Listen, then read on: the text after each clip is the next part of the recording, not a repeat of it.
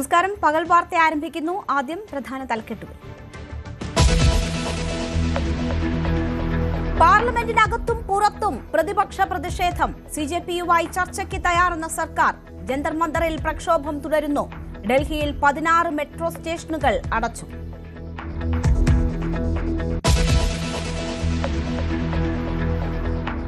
വഖഫ് ബോർഡിൽ അമുസ്ലിങ്ങളെ വയ്ക്കേണ്ടി വരുമെന്ന മുഖ്യമന്ത്രി. കേന്ദ്ര നിയമം നടപ്പാക്കിയേ കഴിയൂ എന്ന് വിശദീകരണം. കഴിഞ്ഞ സർക്കാർ ഉത്തരവിലും ഇതുണ്ടെന്ന് വിശദീകരണം. പ്രതിപക്ഷ നേതാവ് വർഗീയത പരത്താൻ ശ്രമിക്കുന്നുവെന്നും മുഖ്യമന്ത്രി.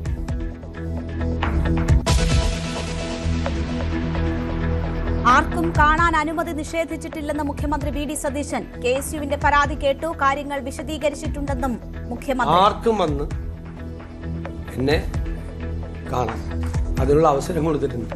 ഒരാൾക്കും എന്റെ ഓഫീസ് ഇതുവരെ അനുമതി നിഷേധിച്ചിട്ടില്ല. കെഎസ്യു പ്രസിഡന്റിനെ തേവര കോളേജിൽ വെച്ച് കണ്ടില്ല എന്നും വി ഡി സതീശൻ.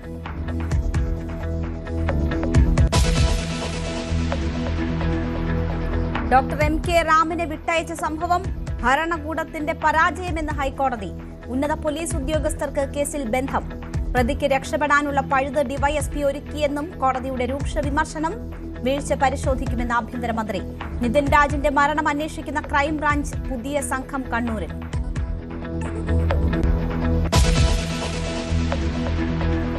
പാലാ മുനിസിപ്പാലിറ്റിയിൽ വിമതരോട് കൂട്ടുകൂടാൻ കേരള കോൺഗ്രസ് എം. കോൺഗ്രസ് വിമത മായ രാഹുൽ ചെയർപേഴ്സണായേക്കും. വിപ്പ് ലംഘിച്ച 4 കൌൺസിലർമാരും കോൺഗ്രസിൽ നിന്ന് പുറത്ത്.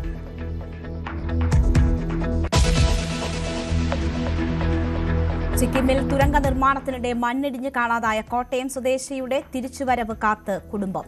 അപകടത്തിൽപ്പെട്ട Aneesh national hydro electric power കോർപ്പറേഷനിൽ സീനിയർ മാനേജർ. കനത്ത മഴയും മണ്ണിടിച്ചിൽ സാധ്യതയും രക്ഷാപ്രവർത്തനത്തെ ബാധിക്കുന്നു. കണ്ടെത്താനുള്ളത് 5 പേരെ.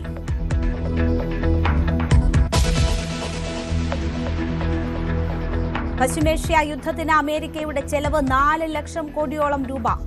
US കോൺഗ്രസിൽ കണക്കുകൾ വെളിപ്പെടുത്തി ഡിഫൻസ് സെക്രട്ടറി പീറ്റ്. 87 ബില്യൺ തുക യുദ്ധത്തിനായി അനുവദിക്കണമെന്നും ആവശ്യം.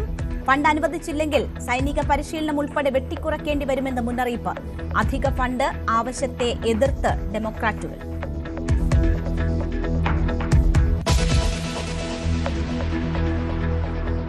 വാർത്തയിലേക്ക് വിശദമായി. നിതിൻ രാജിന്റെ മരണത്തിൽ പ്രതി എം കെ റാമിനെ വിട്ടയച്ചതിൽ പോലീസിന് ഹൈക്കോടതിയുടെ രൂക്ഷ വിമർശനം.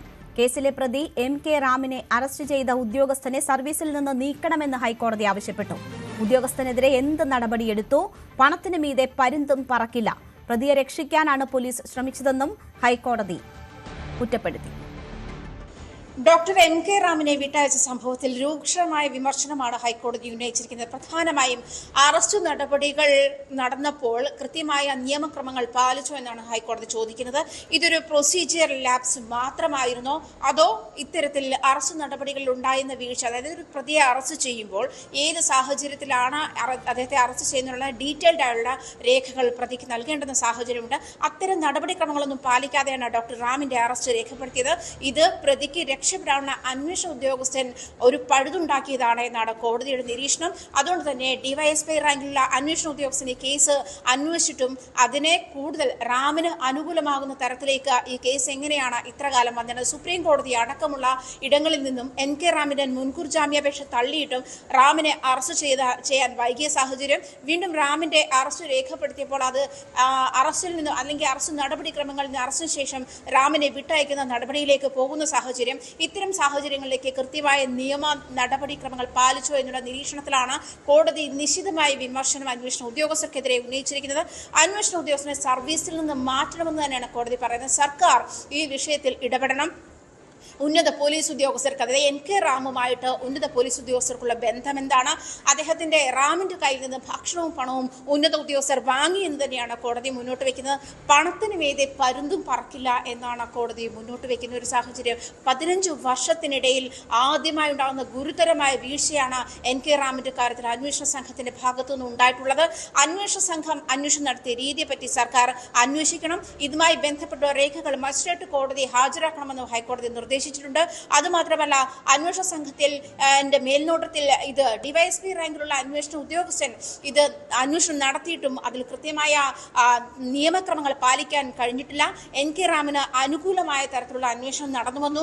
അതുമാത്രമല്ല, NK റാമിനെ സഹായിക്കുന്ന തരത്തിലുള്ള നീക്കമാണ് പ്രതിയുടെ അഭിഭാഷകനും ഉന്നത പോലീസ് ഉദ്യോഗസ്ഥരും തമ്മിലുള്ള ബന്ധമെന്താണ് തുടങ്ങിയ കാര്യങ്ങൾ അന്വേഷിക്കണമെന്നാണ് പ്രധാനമായും കോടതി മുന്നോട്ട് വയ്ക്കുന്നത്. ഇതിൽ പ്രധാനമായും കോടതിയുടെ നിരീക്ഷണം അറസ്റ്റ് നടന്ന സാഹചര്യത്തിൽ പ്രതിയുടെ ഭാഗത്ത് നിന്ന് പ്രതിക്ക് നേരെ ഒരു പ്രതിയെ അറസ്റ്റ് ചെയ്യുമ്പോൾ പാലിക്കേണ്ടുന്ന നിയമക്രമങ്ങൾ നടപടിക്രമങ്ങൾ പാലിച്ചോ, 2 ഉന്നത ഉദ്യോഗസ്ഥർക്ക് വീഴ്ച സംഭവിച്ചിട്ടുണ്ടോ, 3 അന്വേഷണ ഉദ്യോഗസ്ഥർ കൃത്യമായ നടപടിക്രമങ്ങൾ പാലിച്ചിട്ടുണ്ടോ തുടങ്ങിയ കാര്യങ്ങളാണ് ഇതിൽ കോടതി നിരീക്ഷിച്ചിരുന്നത്. സർക്കാരിനോട് വിശദമായ റിപ്പോർട്ട് നൽകാൻ കോടതി ആവശ്യപ്പെട്ടിട്ടുണ്ട്. ഇതിൽ വിശദീകരണം വെള്ളിയാഴ്ചയ്ക്കകം സർക്കാർ ഈ കാര്യത്തിൽ വിശദീകരണം നൽകണമെന്ന് ഹൈക്കോടതി ആവശ്യപ്പെട്ടിട്ടുണ്ട്.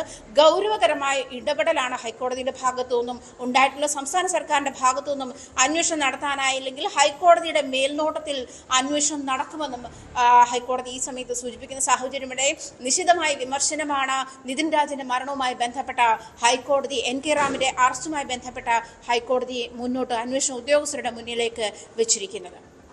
ആജ്ഞ രവീന്ദ്രന്റെ റിപ്പോർട്ടാണ് കണ്ടത്.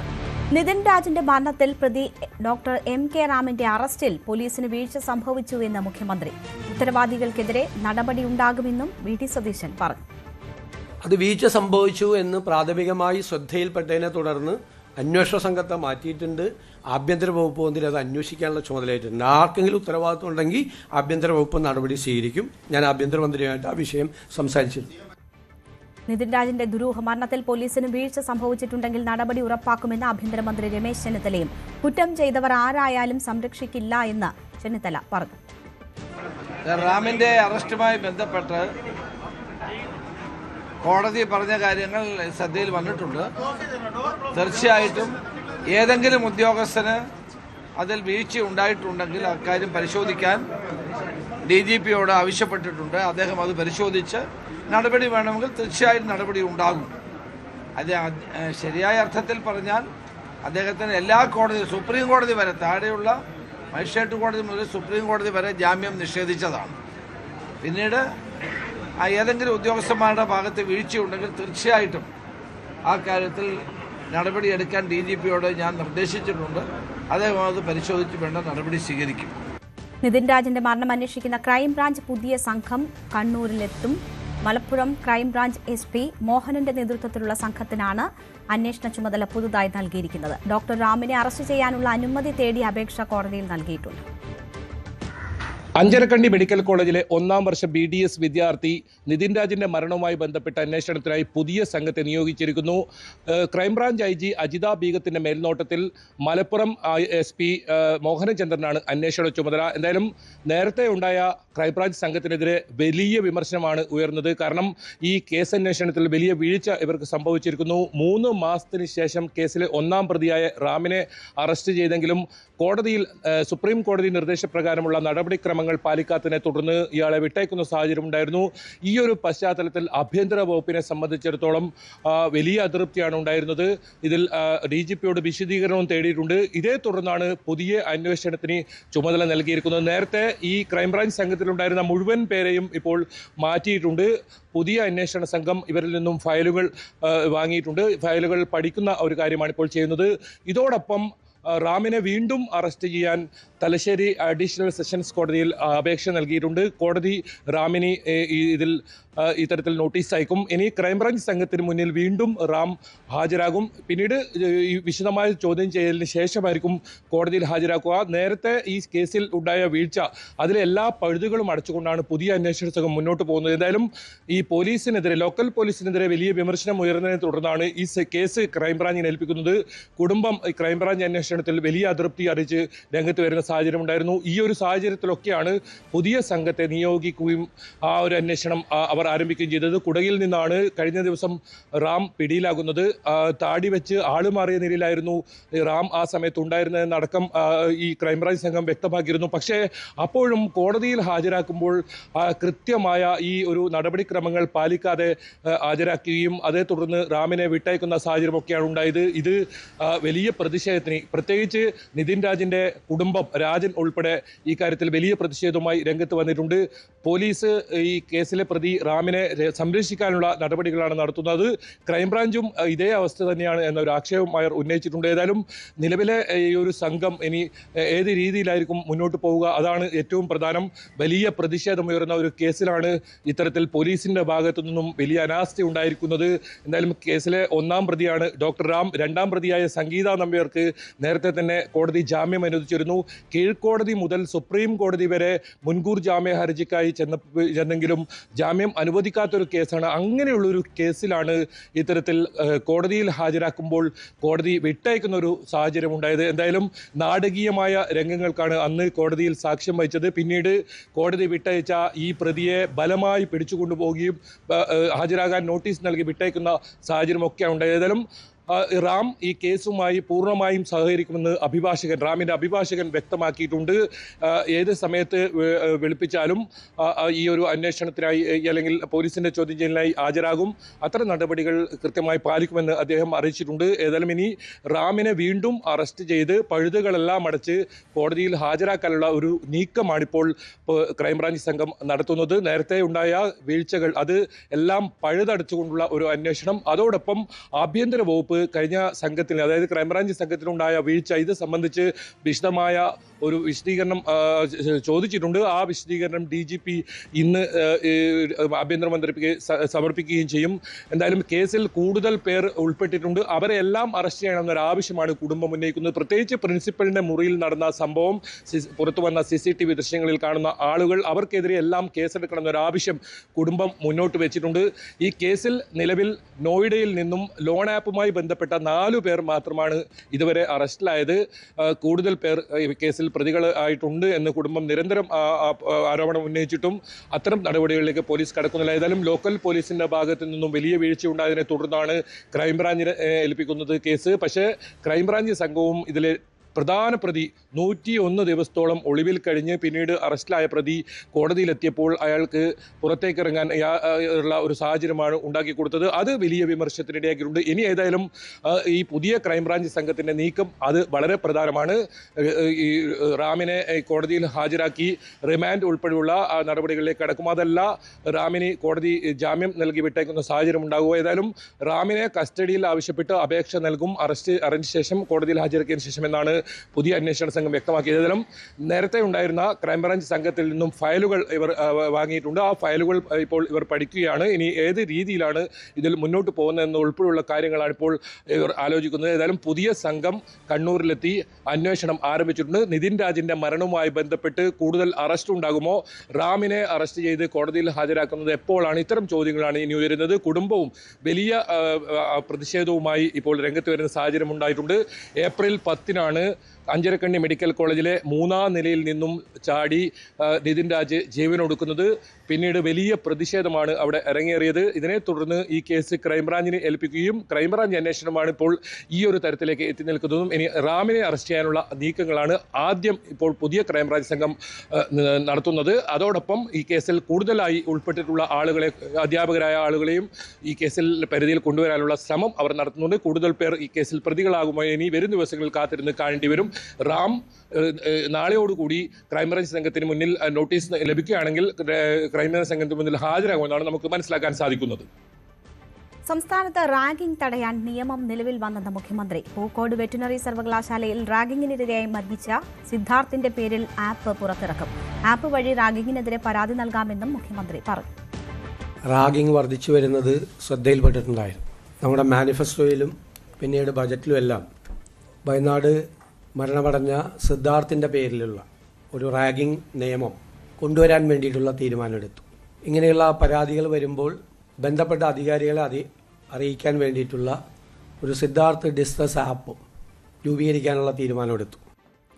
നീറ്റ് ചോദ്യപേപ്പർ ചോർച്ചയിൽ പ്രതിഷേധിച്ചവരെ തല്ലിച്ചതച്ചതിലും പ്രതിപക്ഷ നേതാവ് രാഹുൽ ഗാന്ധിയെ അടക്കം അറസ്റ്റ് ചെയ്തതിലുമുള്ള പ്രതിപക്ഷ പ്രതിഷേധത്തിൽ പാർലമെന്റിന്റെ ഇരുസഭകളും 2 മണിവരെ നിർത്തിവെച്ചു. സഭയ്ക്ക് പുറത്ത് പാർലമെന്റ് വളപ്പിൽ പ്രതിപക്ഷ എംപിമാർ പ്രതിഷേധിക്കുകയാണ്. CJP പ്രതിഷേധക്കാരുമായി ചർച്ചയ്ക്ക് തയ്യാറാണെന്ന് പാർലമെന്ററി കാര്യമന്ത്രി കിരൺ റിജിജു അറിയിച്ചു. ജന്തർ മന്ദറിൽ കോക്രോച്ച് ജനതാ പാർട്ടിയുടെ നേതൃത്വത്തിൽ പ്രതിഷേധം തുടരുകയാണ്.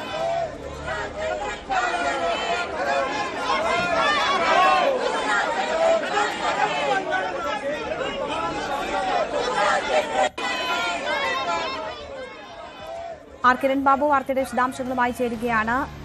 കിരൺ, CJPയുടെ നേതൃത്വത്തിൽ വലിയ പ്രതിഷേധം, അതിന് പിന്നാലെ കോൺഗ്രസിന്റെ നേതൃത്വത്തിൽ പ്രധാനമന്ത്രിയുടെ വസതിക്ക് മുന്നിൽ ഇന്നലെ അരങ്ങേറിയ പ്രതിഷേധം, അതിന് പിന്നാലെയാണ് ഇപ്പോൾ ചർച്ചയുടെ സാധ്യതകൾ തുറക്കുന്നത്. കേന്ദ്ര സർക്കാർ അനുനയ നീക്കത്തിന് കേന്ദ്രം തയ്യാറാകുന്നു ഈ വിഷയത്തിൽ എന്ന് വേണമോ മനസ്സിലാക്കാൻ.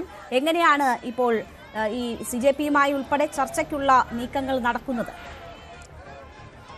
തലസ്ഥാനം സംഘർഷഭരിതമായി തന്നെ നിൽക്കുകയാണ്. പാർലമെന്റിനകത്തും പുറത്തും അതിശക്തമായ പ്രതിഷേധമാണ് ഉണ്ടായത്. പാർലമെന്റ് ഇന്ന് ആരംഭിച്ചപ്പോൾ ഇരുസഭകളിലും തുടക്കത്തിൽ തന്നെ ഇന്നലെ പ്രതിപക്ഷ നേതാവ് രാഹുൽ ഗാന്ധി അടക്കമുള്ള പ്രധാനപ്പെട്ട കോൺഗ്രസിന്റെ നേതാക്കളെ അറസ്റ്റ് ചെയ്തതിൽ പ്രതിഷേധിച്ചും സമരം ചെയ്ത കോക്രോച്ച് ജനതാ പാർട്ടിയുടെ പ്രവർത്തകരെ തല്ലിച്ചതച്ചതിൽ പ്രതിഷേധിച്ചും വലിയ പ്രതിഷേധം പാർലമെന്റ് ഇരുസഭകളിലും പ്രതിപക്ഷം ഉയർത്തി. അതിനെ തുടർന്ന് ഇരുസഭകളും 12 മണിവരെ തുടക്കത്തിൽ നിർത്തിവെച്ചു. അത് 12 മണിക്ക് വീണ്ടും ആരംഭിച്ചെങ്കിലും വീണ്ടും പ്രതിഷേധം തുടർന്ന് 2 മണിവരെ 2 സഭകളും നിർത്തിവെച്ചിരിക്കുകയാണ്. അതിനുശേഷം സഭയിൽ നിന്ന് പുറത്തിറങ്ങിയ എംപിമാർ കറുത്ത വസ്ത്രം ധരിച്ചാണ് ഇന്ന് സഭയിലെത്തിയത്. അവർ പുറത്തിറങ്ങിയ എംപിമാർ പാർലമെന്റ് വളപ്പിൽ തന്നെ വീണ്ടും പ്രതിഷേധിച്ചു. ആ പ്രതിഷേധത്തിന്റെ ദൃശ്യങ്ങളൊക്കെയാണ് നമ്മൾ കണ്ടുകൊണ്ട് ഇരിക്കുന്നത്. അത്തരം പ്രതിഷേധം പാർലമെന്റിനുള്ളിൽ നടക്കുന്നു. അതിനിടയിൽ ഇന്ത്യ മുന്നണിയിൽ ചില വിള്ളലുകളൊക്കെ ഉണ്ട് എന്നുള്ള വാർത്തകളും പുറത്തു വരുന്നുണ്ട്. ഇന്ത്യ മുന്നണിയിൽ ഇന്നലെ നടത്തിയ സമരം കോൺഗ്രസ് ഒറ്റയ്ക്ക് നടത്തുന്നത് ഇന്ത്യ മുന്നണിയിലെ മറ്റ് ഘടകകക്ഷികളെ ഒന്നും കൂട്ടുപിടിച്ചില്ല, അല്ലെ എല്ലാവരും ഒരുമിച്ച് നടത്തേണ്ടതായിരുന്നു. അക്കാര്യത്തിൽ ഇന്ത്യ മുന്നണിയുടെ യോഗത്തിൽ പ്രധാനപ്പെട്ട പാർട്ടികളുടെയൊക്കെ യോഗത്തിൽ അവർ കോൺഗ്രസിനോട് പ്രതിഷേധം അറിയിച്ചിട്ടുണ്ട്. പക്ഷേ പാർലമെന്റിനുള്ളിൽ എല്ലാവരും യോജിച്ച് തന്നെ വലിയ പ്രതിഷേധമാണ് ഉയർത്തിയത്. ഇത് കൂടുതൽ സംസാരിക്കാൻ ആളുകൾക്ക് അവസരം നൽകുന്നില്ല, പ്രധാനപ്പെട്ട പാർട്ടികൾക്കൊന്നും അവസരം നൽകാത്തതിൽ അഖിലേഷ് യാദവ് അടക്കം പ്രതിഷേധം പ്രതിഷേധം ഉന്നയിച്ചു. എന്തായാലും പുറത്തും ഈ മട്ടിൽ പ്രതിഷേധം തുടരുകയാണ്. ജന്തർ മന്ദിറിൽ ആയിരക്കണക്കിന് വരുന്ന ചെറുപ്പക്കാർ CJPയുടെ നേതൃത്വത്തിൽ അവിടെ തടിച്ചുകൂടി നിൽപ്പുണ്ട്. അവരെല്ലാം പ്രതിഷേധം തുടരുക തന്നെയാണ്. ഇന്ന് വൈകുന്നേരം ഒരു ഡൽഹി പോലീസ് ഹെഡ്ക്വാർട്ടേഴ്സിലേക്ക് ഒരു മാർച്ച് ഇവർ ആലോചിക്കുന്നുണ്ട്. ഇപ്പോഴും ഇതിനിടയിൽ അറസ്റ്റ് ചെയ്ത ചില ആളുകളെ വിട്ടയച്ചിട്ടില്ല, അവരെ വിട്ടയക്കണം എന്നാവശ്യപ്പെട്ടുകൊണ്ടാണ് അത്തരം ഒരു മാർച്ച് ഇപ്പോൾ പ്ലാൻ ചെയ്തുകൊണ്ടിരിക്കുന്നത്. എന്തായാലും ഇതിനിടെ കേന്ദ്ര സർക്കാർ ഇതിൽ ഒരു ചർച്ചയ്ക്ക് വീണ്ടും തയ്യാറാണെന്ന് കിരൺ റിജിജു പാർലമെന്റിൽ തന്നെ അറിയിച്ചു. ഈ വിഷയം പാർലമെന്റിൽ ചർച്ച ചെയ്യാം, അത് എപ്പോൾ ചർച്ച ചെയ്യണം, എത്ര സമയം ചർച്ച ചെയ്യണം, ഏത് രീതിയിൽ ചർച്ച ചെയ്യണം എന്നതിലൊക്കെ പാർലമെന്റിലെ എല്ലാ പാർട്ടികളുടെയും ലീഡർമാരുമായി കൂടിയാലോചിച്ച് തീരുമാനിക്കാമെന്നാണ് കിരൺ റിജിജു അറിയിച്ചത്. പക്ഷേ കേന്ദ്ര മാനവ വിഭവശേഷി മന്ത്രി ധർമ്മേന്ദ്ര പ്രധാന്റെ രാജി ആവശ്യത്തിൽ ഉറച്ചു നിൽക്കുകയാണ് പ്രതിപക്ഷവും CJPയും. കിരൺ ബാബുവാണ് വിവരങ്ങൾ നൽകുന്നത്. ഡൽഹിയിലെ പോലീസ് നടപടി വളരെ മോശമായ രീതിയിൽ എന്ന് മുഖ്യമന്ത്രി VD സതീശൻ നേതാക്കൾക്കെതിരെ ശക്തമായ ബലപ്രയോഗം നടത്തി. ഈ സമരം മുന്നോട്ടു പോകും. നിരവധി കുട്ടികൾ ആത്മഹത്യ ചെയ്തു. കേന്ദ്ര സർക്കാർ വിദ്യാർത്ഥികളെ ക്രൂരമായ രീതിയിൽ കൈകാര്യം ചെയ്തു. ഇന്നലെ നടന്നത് നരനായാട്ടെന്നും VD സതീശൻ പറഞ്ഞു. ഡൽഹി CJP സമരത്തിന് പിന്തുണ പ്രഖ്യാപിച്ച് തിരുവനന്തപുരം മാനവീയം വീഥിയിൽ നാളെ ഐക്യദാർഢ്യ സദസ്സ്. യുവജന സംഘടനകളും കലാസാംസ്കാരിക പ്രവർത്തകരും ഉൾപ്പെടെ ഐക്യദാർഢ്യ സദസ്സിൽ പങ്കെടുക്കുമെന്ന് സംഘാടകർ അറിയിച്ചു. ഒരു കൂട്ടം വിദ്യാർത്ഥികളും ചെറുപ്പക്കാരും ചേർന്ന് ഒരു ഇനിഷ്യേറ്റീവ് എടുത്താണ് ഇത് വന്നത്. ഇപ്പോൾ ഡൽഹിയിൽ ഇപ്പോൾ നടന്നുകൊണ്ടിരിക്കുന്ന വിദ്യാർത്ഥികളുടെയും സോനം വാങ്ചുക്കിനെയും പോലുള്ള ആളുകളുടെ പ്രൊട്ടസ്റ്റ്, അത് ആ ഒരു പ്രൊട്ടസ്റ്റിൽ സർക്കാരുകൾ എടുത്തിരിക്കുന്ന ഒരു സമീപനത്തിനെതിരെ ഇത്രയും കാലമായി അവിടെ ഒരു മൂവ്മെൻറ്റ് നടന്നിട്ടും ഒരു അർഹമായ ഒരു പിന്തുണ കേരളത്തിൻ്റെ ഭാഗത്തു നിന്ന് ഉണ്ടായിട്ടില്ല, വിദ്യാർത്ഥികൾ അങ്ങനെ വന്നിട്ടില്ല എന്നുള്ളത് മനസ്സിലാക്കിയാണ് നമ്മളിങ്ങനെ ഒരു ഇനിഷ്യേറ്റീവിലേക്ക് വന്നത്. ആ ഒരു പ്രൊട്ടസ്റ്റിന് ഒരു അർഹമായ ഒരു സോളിഡാരിറ്റി പ്രഖ്യാപിച്ചുകൊണ്ട് മാനവീയം വീതിയിൽ ഒത്തുചേരുക എന്നുള്ളതാണ് ഞങ്ങൾ ഉദ്ദേശിച്ചത്. പരിപാടി നമ്മൾ ഇന്നലെ ഉച്ചയോടെയാണ് അനൗൺസ് ചെയ്തത്. ഇതിനോടകം തന്നെ വലിയൊരു രീതിയിൽ അത് ആളുകളുടെ ഇടയിലേക്ക് പോയിട്ടുണ്ട്. പരമാവധി ആളുകൾ വരിക എന്നുള്ളതാണ് ഞങ്ങളുടെ റിക്വസ്റ്റ്. അമുസ്ലിങ്ങളെ വഖഫ് ബോർഡിൽ ഉൾപ്പെടുത്തേണ്ടി വരുമെന്ന മുഖ്യമന്ത്രിയുടെ തുറന്നു പറച്ചിലിൽ വെട്ടിലായി മുസ്ലിം ലീഗ്. ഭേദഗതിക്കെതിരെ സുപ്രീം കോടതിയിൽ നടക്കുന്ന നിയമ പോരാട്ടം മുൻനിർത്തിയുള്ള വിശദീകരണം കൊണ്ട് മാത്രം ലീഗിനെ പിടിച്ചു നിൽക്കാനാകില്ല. മുസ്ലിം പണ്ഡിത സഭകളെയും അണികളെയും വിശദീകരിച്ച് ബോധ്യപ്പെടുത്താൻ ലീഗ് നേതൃത്വത്തിന് ബുദ്ധിമുട്ടേണ്ടി വരും. PM ശ്രീ PMAY വിവാദങ്ങൾക്ക് പിന്നാലെ വഖഫിൽ കൂടി നിലപാട് മയപ്പെടുത്തേണ്ടി വരുന്നത് മുസ്ലിം ലീഗിന് രാഷ്ട്രീയമായി നൽകുന്നത് പ്രതിസന്ധിയാണ്. അതേസമയം അമുസ്ലിങ്ങളെ ഉൾപ്പെടുത്തുകയാണെങ്കിൽ ദേവസ്വം ബോർഡിൽ എന്തുകൊണ്ട് അഹിന്ദുക്കളെ ഉൾപ്പെടുത്തിക്കൂടാ എന്ന ചോദ്യവുമായി മുൻ ചെയർമാൻ TK ഹംസ രംഗത്ത് വന്നു. ഈ അമുസ്ലിങ്ങളായ ആളുകളെ പിന്നീട് വെച്ചുകൊള്ളാം എന്ന് ഉത്തരവിൽ തന്നെയുണ്ട്. പിണറായി സർക്കാർ ഇറക്കിയ ഉത്തരവ് നിങ്ങൾ വായിച്ചു നോക്ക്. ആ ഉത്തരവിലുണ്ടത്. എന്നിട്ട് ഇപ്പോഴും വഖഫ് ബോർഡ് പോയി ഹൈക്കോടതിയിലും സുപ്രീം കോടതിയിലും പറയുന്നത് ഞങ്ങൾ വെച്ചുകൊള്ളാം, ഞങ്ങളത് വെച്ചുകൊള്ളാമെന്ന. അല്ല, അത് ഇപ്പോൾ സെൻട്രൽ ആക്ട് അല്ലേ. ഇപ്പോൾ കോടതി അതിനെതിരായിട്ട് സെൻട്രൽ ആക്ടിനെതിരായിട്ട് സുപ്രീം കോടതി പോയിട്ട് സുപ്രീം കോടതി അത് തള്ളി. അമുസ്ലിങ്ങളെ വഖഫ് ബോർഡിൽ ഉൾപ്പെടുത്തേണ്ട സാഹചര്യമാണ് എന്ന മുഖ്യമന്ത്രിയുടെ തുറന്നു പറച്ചിൽ മുസ്ലിം ലീഗിനെ സംബന്ധിച്ച് വലിയ പ്രതിസന്ധിയാണ് ഉണ്ടാക്കുന്നത്. നേരത്തെ ഭരണത്തിൽ വരുന്നതിന് മുൻപ് അവർ ശക്തമായി എതിർത്തിരുന്നതാണ് ഈ വഖഫ് ബോർഡിൽ അമുസ്ലിങ്ങളെ ഉൾപ്പെടുത്തുന്ന ചട്ടത്തെ പരസ്യമായിട്ട് എതിർത്തിരുന്നതാണ്. പക്ഷേ ഇപ്പോൾ മുഖ്യമന്ത്രി തന്നെ ഇതിൽ മറ്റു വഴികളില്ല എന്ന തരത്തിൽ അഭിപ്രായം പറയുമ്പോൾ ഒരുപക്ഷെ മുസ്ലിം ലീഗിന് മുമ്പിൽ വലിയ പ്രതിസന്ധി തന്നെയാണ് രാഷ്ട്രീയമായിട്ട് അവർ നേരിടാൻ പോകുന്നത്. ഇതിനെ കേന്ദ്രത്തിന്റെ നിയമത്തിനെതിരെ സുപ്രീം കോടതിയിൽ ഞങ്ങൾ നിയമപോരാട്ടം നടത്തുകയാണ്. ഈ സുപ്രീം കോടതി നടത്തുന്ന വാദങ്ങൾ ഇപ്രകാരമാണെന്നൊക്കെ ലീഗിന് വിശദീകരണം നൽകാമെങ്കിൽ പോലും പ്രായോഗിക തലത്തിൽ ഇത് അണികളെയും അതുപോലെ തന്നെ സമസ്ത ഉൾപ്പെടുന്ന പണ്ഡിത സഭകളെയും ബോധ്യപ്പെടുത്തുക എന്നുള്ളത് ലീഗിനെ സംബന്ധിച്ച് ഒരു പ്രതിസന്ധി ഉണ്ടാക്കുന്ന സാഹചര്യമാണ് നിലവിൽ കൊണ്ടുവന്നിരിക്കുന്നത്. നേരത്തെ PM ശ്രീയിലും PMAവയിലും ഒക്കെ ലീഗ് മന്ത്രിമാരുടെ നിലപാട് വലിയ തോതിൽ തന്നെ വിമർശന വിധേയമായിരുന്നു. പക്ഷേ ഭരണത്തിലെത്തുമ്പോൾ ചട്ടങ്ങൾക്കനുസരിച്ച് പലതും നടപ്പാക്കിയേ തീരൂ, അല്ലെങ്കിൽ മറ്റു വഴികളില്ല എന്ന വിശദീകരണം കൊണ്ടാണ് അവർ അതിനെ നേരിട്ടിരുന്നത്. പക്ഷേ വഖഫിൻ്റെ കാര്യത്തിലും അമുസ്ലിങ്ങളെ വഖഫ് ബോർഡ് ഉൾപ്പെടുത്തുന്ന കാര്യത്തിലും അവർ പ്രഖ്യാപിതമായി പറഞ്ഞ നിലപാടിൽ നിന്ന് വ്യത്യസ്തമായിട്ടുള്ള ഒരു സമീപനം പ്രായോഗിക തലത്തിൽ സ്വീകരിക്കേണ്ട സാഹചര്യമാണ് ഇപ്പോൾ നിലവിൽ വന്നിരിക്കുന്നത്. ഇതിനെ എങ്ങനെയായിരിക്കും പാർട്ടി രാഷ്ട്രീയമായിട്ട് നേരിടുക എന്നുള്ളതാണ് അറിയാനുള്ളത്. പലതരത്തിലുള്ള വിശദീകരണം ലീഗ് നേതാക്കൾ നൽകുന്നുണ്ട്. സുപ്രീം കോടതിയിൽ പോരാട്ടം നടത്തുകയാണ്. നിലവിലെ വഖഫ് ബോർഡിൻ്റെ തന്ത്രങ്ങളാണ്, അതായത് നിലവിൽ KS ഹംസ ചെയർമാനായിട്ടുള്ള വഖഫ് ബോർഡിനെ നിലനിർത്താനുള്ള തന്ത്രങ്ങളാണ് ഇതെല്ലാം എന്നൊക്കെ അവർ പറയുന്നുണ്ടെങ്കിൽ പോലും പ്രായോഗിക തലത്തിൽ ഇത് രാഷ്ട്രീയമായിട്ട് ലീഗ് എങ്ങനെ പ്രതിരോധിക്കുമെന്ന ചോദ്യം തന്നെയാണ് ഉയരുന്നത്. അതോടൊപ്പം തന്നെ വളരെ പ്രസക്തമാണ് TK ഹംസ നടത്തിയ പരാമർശങ്ങളും. വഖഫ് ബോർഡിൽ മുസ്ലിങ്ങൾക്ക് പുറമെ മുസ്ലിങ്ങളെ ഉൾപ്പെടുത്താമെങ്കിൽ ദേവസ്വം ബോർഡിന് അതുപോലെ ക്ഷേത്രങ്ങളുടെ ഭരണസമിതിയിലൊക്കെ അമുസ്ലിങ്ങളെ എന്തുകൊണ്ട് ഉൾപ്പെടുത്തിക്കൂടാ? വഖഫിൻ്റെ കള്ളം കണ്ടുപിടിക്കാനാണ് ഇവരെ നിയമിക്കുന്നതെങ്കിൽ ക്ഷേത്രങ്ങളിലും മറ്റും ദേവസ്വത്തിലുമൊക്കെ വലിയ കള്ളങ്ങൾ നടക്കുന്നുണ്ട്. അവരാണ് കൂടുതൽ സമ്പത്തുള്ളവർ. അവിടെ കള്ളം നടക്കുന്നുണ്ട് എന്ന് നോക്കാൻ അമുസ്ലിങ്ങളെ ഹിന്ദുക്കളെ എന്തുകൊണ്ട് നിയോഗിച്ചുകൂടാ എന്ന ചോദ്യമാണ് അദ്ദേഹം ഉയർത്തുന്നത്. അതും ഈ ഘട്ടത്തിൽ വലിയ ചർച്ചയാകുന്ന സാഹചര്യമാണ്. മുസ്ലിങ്ങളുടെ സമ്പത്ത് സംരക്ഷിക്കുന്ന, ദാനം ചെയ്ത സമ്പത്ത് സംരക്ഷിക്കുന്ന ബോർഡാണല്ലോ വഖഫ് ബോർഡ്. അതിൽ 2 അമുസ്ലിമുകൾ കയറണമെന്നത് ഇന്ന് വരെ ആരും കേട്ടിട്ടില്ല. അപ്പോൾ ഇതിൻ്റെ നിലവിലുള്ള ആ ഒരു മതേതരത്വം മറ്റേ അങ്ങോട്ടും ഇങ്ങോട്ടും വിട്ടുവീഴ്ചയെ തകർക്കാനും സംഘർഷം ഉണ്ടാക്കാനുള്ള ഒരു തുടക്കം കുറേയായി കേന്ദ്രത്തിൽ BJP തുടങ്ങിയിട്ട്. അതിൻ്റെ ഭാഗമാണിത്.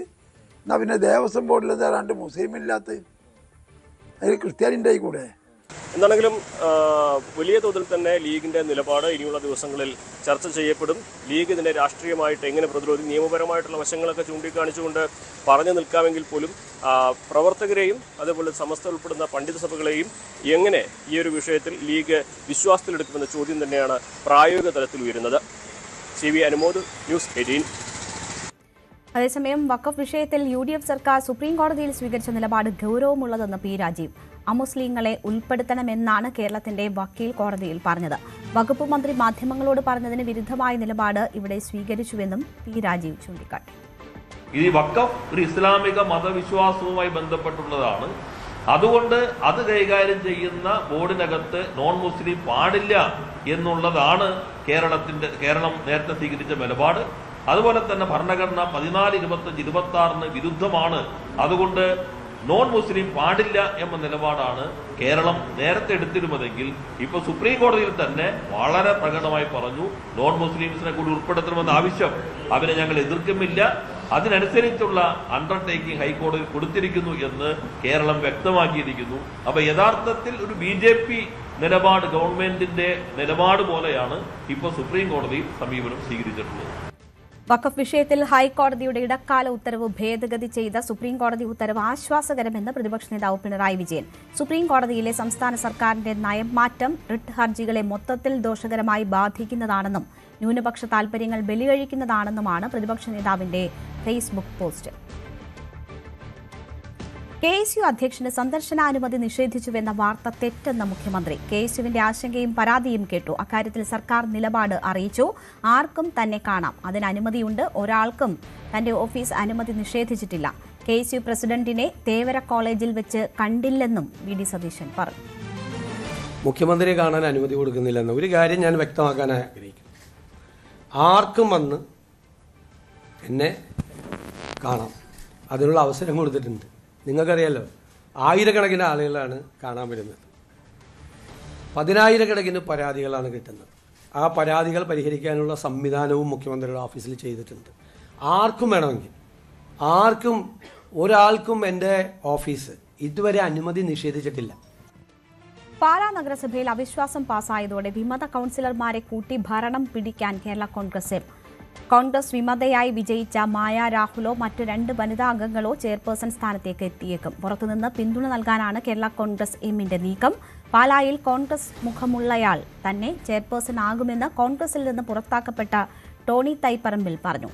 പാർട്ടി അയോഗ്യതാ നടപടിയുമായി മുന്നോട്ടു പോകില്ല എന്നാണ് വിശ്വാസമെന്നും ടോണി പ്രതികരിച്ചു. പാലായിൽ അവിശ്വാസം പാസ്സായതോടെ പുതിയ ഭരണം രൂപീകരിക്കാനുള്ള നീക്കത്തിലാണ് വിമത കൗൺസിലർമാർ. തങ്ങളിൽ ഒരാൾ തന്നെ, അതായത് 3 വനിതാ അംഗങ്ങളാണ് ഫലത്തിലുള്ളത്. ആ വനിതാ അംഗങ്ങളിൽ ഒരാൾ തന്നെ ചെയർപേഴ്സൺ സ്ഥാനത്തേക്ക് എത്തും. ഒരുപക്ഷെ മായ രാഹുലോ ലിസിക്കുട്ടിയോ എത്തും എന്നാണ് നമുക്ക് ലഭ്യമാകുന്ന വിവരം. ഇതിനനുസരിച്ചുള്ള നീക്കങ്ങളും തുടങ്ങിക്കഴിഞ്ഞു. ഏറ്റവും പ്രധാനമായും ഈ ടോണി തൈപ്പറമ്പൻ എന്ന പഴയ കോൺഗ്രസിൻ്റെ കക്ഷി നേതാവ് അദ്ദേഹം ചൂണ്ടിക്കാണിക്കുന്നത് കേരള കോൺഗ്രസ് എമ്മിൻ്റെ പിന്തുണ തേടുന്നതിൽ എന്താണ് തെറ്റ് എന്ന് ചൂണ്ടിക്കാണിക്കുന്നു. അതായത് കേരള കോൺഗ്രസ് എമ്മിന്റെ പിന്തുണയോടുകൂടി തന്നെ പഴയ വിമത കോൺഗ്രസ് കൗൺസിലർമാരിൽ ആരെങ്കിലും ഒരാൾ നഗരസഭാ അധ്യക്ഷ സ്ഥാനത്തേക്ക് എത്തുമെന്ന് ഉറപ്പായി കഴിഞ്ഞു. തീർച്ചയായിട്ടും 3 വനിതകളിൽ തീർച്ചയായിട്ടും കോൺഗ്രസിന്റെ മുഖം സംരക്ഷിക്കുന്ന ഒരാളായിരിക്കും ഇവിടുത്തെ ചെയർപേഴ്സൺ. സ്വാഭാവികമായിട്ടും കേരള കോൺഗ്രസ് എം പിന്തുണയ്ക്കും. ഇന്നലെ തന്നെ അവർ പരസ്യമായി പറഞ്ഞു കഴിഞ്ഞു, ആ പിന്തുണ സ്വീകരിക്കുകയാണ് അല്ലേ? ഞാൻ പറഞ്ഞല്ലോ, ആര് പിന്തുണ നൽകിയാലും നമ്മൾ സ്വീകരിക്കാൻ തയ്യാറാണ്. പക്ഷേ ഈ നാടിന് ജനങ്ങൾക്ക് വികസനം ഉണ്ടാകണം. അതേസമയം തന്നെ കോൺഗ്രസിനെ കുറിച്ചും ചില പരാമർശങ്ങൾ അവർ നടത്തുന്നത്. കോൺഗ്രസിന്റെ നടപടിയെ അവർ വെല്ലുവിളിക്കുന്നില്ല. തങ്ങൾ അഭിമാനമുള്ള കോൺഗ്രസ് പ്രവർത്തകരായതുകൊണ്ടാണ് ഇങ്ങനെ ചെയ്തത് എന്ന് പറഞ്ഞ ടോണി തൈപ്പറമ്പിൽ ചൂണ്ടിക്കാണിക്കുന്ന മറ്റൊരു കാര്യം കോൺഗ്രസിന്റെ അവിശ്വാസ നടപടി ഉണ്ടാകില്ല എന്ന് പ്രതീക്ഷിക്കുന്നു എന്നതാണ്. പറയട്ടെ, പറഞ്ഞത് പ്രാവർത്തികമാകട്ടെ. പ്രാവർത്തികമാകുമ്പോൾ നമുക്ക് ആദ്യം വെച്ച് ആലോചിക്കാം. ഒരിക്കലും കോൺഗ്രസ് വികാരം ഉൾക്കൊള്ളുന്ന ഒരു DC പ്രസിഡന്റാണ് നമ്മുടെ DC പ്രസിഡന്റ്. അദ്ദേഹം ഞങ്ങളുടെ വിഷമങ്ങൾ അറിയാം, ഈ നാടിൻ്റെ പ്രശ്നങ്ങൾ അറിയാം, ഈ പാലായിലെ കോൺഗ്രസ്സുകാരുടെ വികാരം അറിയാം. അതുകൊണ്ട് അദ്ദേഹം ഞങ്ങളുടെ കൂടെ നിൽക്കേണ്ടതാണ്. അത് തന്നെയാണ് ഏറ്റവും പ്രധാനപ്പെട്ട ചോദ്യം. കോൺഗ്രസ് അവിശ്വാസ നടപടിയുമായി മുന്നോട്ട് പോകുമെന്ന് പറയുമ്പോൾ അത് എത്ര ശക്തമായി മുന്നോട്ട് പോകും, നിയമ നടപടിയുമായി മുന്നോട്ട് പോകും എന്നൊക്കെയുള്ളതാണ് കാത്തിരുന്ന് തന്നെ കാണേണ്ടത്. കാരണം വിമതരായി പലരും പലയിടത്തും എത്തുമ്പോൾ പിന്നീട് വൈകാതെ അവരെ പാർട്ടിയിൽ തിരിച്ചെടുക്കുന്ന സമീപനമാണ് ഉണ്ടാകാറുള്ളത്. പാലയിൽ സവിശേഷമായ സാഹചര്യമാണുള്ളത്. പാല വഴി UDFിലേക്ക് ഒരു പാലം വലിക്കാനാണ് കേരള കോൺഗ്രസ് എം ആഗ്രഹിക്കുന്നത്. ഫലത്തിൽ അതിൻ്റെ തുടക്കം കുറിച്ചു കഴിഞ്ഞു. അതുകൊണ്ട് തന്നെ ഭാവിയിൽ കേരള കോൺഗ്രസ് എം തങ്ങൾക്കൊപ്പം നിൽക്കണം. ഇപ്പോഴത്തെ സംസ്ഥാനത്തെ അനുകൂല രാഷ്ട്രീയ സാഹചര്യം ആയിരിക്കില്ല അടുത്ത തെരഞ്ഞെടുപ്പുകളിൽ UDFിനുണ്ടാകുക. അതുകൊണ്ട് കേരള കോൺഗ്രസ് എം കൂടി അടിത്തറയുള്ള ഒരു പാർട്ടി കൂടി തങ്ങൾക്കൊപ്പം നിൽക്കുന്നതിനെ കോൺഗ്രസ് തള്ളിക്കളയാൻ സാധ്യതയില്ല. അതുകൊണ്ട് തന്നെ ഈ അവിശ്വാസം എന്നൊക്കെയുള്ളത് ഒരു നാടകമായി അവസാനിക്കാനുള്ള സാധ്യതയാണ് ഈ ഘട്ടത്തിൽ ചിലരെങ്കിലും ചൂണ്ടിക്കാണിക്കുന്നത്. എന്തായാലും പാലയിലെ നാടകങ്ങൾ തുടരും. വൈകാതെ 2-3 ആഴ്ചക്കകം അധ്യക്ഷ തെരഞ്ഞെടുപ്പ് ഉണ്ടാകും. അതിനുവേണ്ടിയുള്ള കാത്തിരിപ്പിലാണ് മുന്നണികൾ ഉള്ളത്. ബിജു പുളിക്കകണ്ടം ഉൾപ്പെടെയുള്ളവർ സ്വതന്ത്ര കൂട്ടായ്മ ഇന്നലെ തന്നെ ഈ കോൺഗ്രസിന്റെ നിലപാടിനെ സ്വാഗതം ചെയ്തു. തങ്ങളാണ് യഥാർത്ഥ UDF എന്ന നിലപാടുമായി അവർ 9 പേർ മുന്നോട്ട് പോവുകയാണ്. പാലയിൽ നിന്ന് G. ശ്രീജിത്ത്, ന്യൂസ് 18. പുതിയ KPCC അധ്യക്ഷനെ തെരഞ്ഞെടുക്കുന്നതുമായി ബന്ധപ്പെട്ട നിർണായക ചർച്ചകൾ ഡൽഹിയിൽ പുരോഗമിക്കുന്നു. കോൺഗ്രസ് ദേശീയ അധ്യക്ഷൻ മല്ലികാർജ്ജുന ഖർഗെയും സോണിയാഗാന്ധിയെയും നേരിൽ കണ്ട് മുഖ്യമന്ത്രി VD സതീശൻ അധ്യക്ഷ സ്ഥാനവുമായി ബന്ധപ്പെട്ട തന്റെ അഭിപ്രായം അറിയിച്ചു. കേരളത്തിലെ പ്രമുഖ നേതാക്കളെ ഓരോരുത്തരെയായി ഡൽഹിയിലേക്ക് വിളിപ്പിച്ച് വ്യക്തിപരമായി അഭിപ്രായം തേടിയ ശേഷമായിരിക്കും ഹൈക്കമാൻഡ് അന്തിമ തീരുമാനമെടുക്കുക. കൊടിക്കുന്നിൽ സുരേഷ്, മാത്യു കുഴൽനാടൻ, ബെന്നി ബെഹനാൻ, ഷാഫി പറമ്പിൽ തുടങ്ങിയ പേരുകളാണ് ചർച്ചയിൽ സജീവമായി പരിഗണിക്കുന്നത്. കേരളത്തിലെ പുതിയ KPCC അധ്യക്ഷനെ കണ്ടെത്തുന്നതുമായി ബന്ധപ്പെട്ട് കോൺഗ്രസ് ദേശീയ നേതൃത്വത്തിന്റെ ഭാഗത്തുനിന്ന് സജീവമായ ഇടപെടലുകളും ചർച്ചകളുമാണ് പുരോഗമിച്ചുകൊണ്ടിരിക്കുന്നത്. അതിന്റെ ഭാഗമായാണ് മുഖ്യമന്ത്രി കൂടിയായ VD സതീശനെ ആദ്യഘട്ട ചർച്ചകൾക്കായി കഴിഞ്ഞ ദിവസം ദേശീയ നേതൃത്വം ഡൽഹിയിലേക്ക് വിളിച്ചത്. അദ്ദേഹം മല്ലികാർജ്ജുന ഖാർഗെയുമായും സോണിയാഗാന്ധിയുമായും നേരിൽ കണ്ട് അദ്ദേഹത്തിൻ്റെ അഭിപ്രായം ഇക്കാര്യത്തിൽ അറിയിക്കുകയും പാർട്ടിയും സർക്കാരും തമ്മിൽ ഏകോപനം ഉണ്ടാകേണ്ടതിൻ്റെ പ്രാധാന്യം, അത്തരത്തിൽ ഏകോപനത്തിലേക്ക് നയിക്കുന്ന ഒരാളാകണം അധ്യക്ഷ പദവിയിലേക്ക് എത്തേണ്ടത് തുടങ്ങിയ കാര്യങ്ങൾ ദേശീയ നേതൃത്വത്തെ അറിയിച്ചതായാണ് വിവരം. പക്ഷേ ഇന്നലെ പ്രതിഷേധ സമരങ്ങൾ നടന്ന പശ്ചാത്തലത്തിൽ രാഹുൽ ഗാന്ധിയെ നേരിൽ കണ്ട് 4 മണിക്കായിരുന്നു രാഹുൽ ഗാന്ധിക്ക് കൂടിക്കാഴ്ച അനുവദിച്ചിരുന്നത്. പക്ഷേ ആ കൂടിക്കാഴ്ച നടന്നില്ല എന്നാണ് നമുക്ക് ലഭിക്കുന്ന സൂചനകൾ. എന്തായാലും വി.ഡി. സതീശന് പിന്നാലെ, മുഖ്യമന്ത്രിക്ക് പിന്നാലെ സംസ്ഥാനത്തെ KPCCയുടെ നിലവിലെ അധ്യക്ഷൻ സണ്ണി ജോസഫ്, മറ്റ് വർക്കിംഗ് പ്രസിഡന്റുമാർ, അതോടൊപ്പം സംസ്ഥാനത്തെ മുതിർന്ന കോൺഗ്രസ് നേതാക്കൾ, ഇവരുമായി എല്ലാം ഒറ്റയ്ക്ക് ഹൈക്കമാൻഡ് നേതൃത്വം വിശദമായ അഭിപ്രായം തേടൽ നടത്തും. അതിനുശേഷം മാത്രമേ ഒരു ഒറ്റ പേരിലേക്ക് എത്തൂ.